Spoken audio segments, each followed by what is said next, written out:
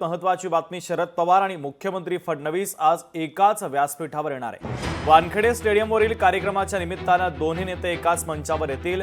MCA कडून वानखेडे येथे शरद पवारांच्या स्टँडची उभारणी करण्यात येणार आहे। मुख्यमंत्री देवेंद्र फडणवीसांच्या हस्ते त्याचं उद्घाटन होणार आहे। आज संध्याकाळी वानखेडे स्टेडियमवर हा सोहळा पार पडणार आहे। भारतीय क्रिकेट संघाचा कर्णधार रोहित शर्माच्या नावाने देखील स्टँड बनवण्यात येणार आहे। तर एमसीएचे माजी अध्यक्ष अमोल काळे यांच्या स्मरणार्थ एमसीए ऑफिस लाऊंजचं देखील उद्घाटन करण्यात येणार आहे।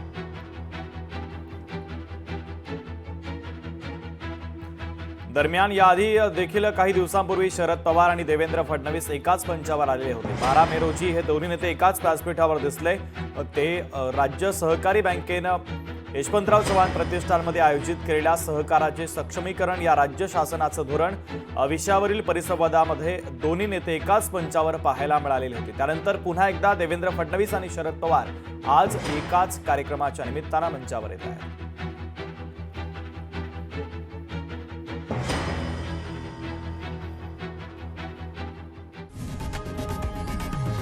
लोकशाही मराठी ऐका, पहा, जागरूक रहा।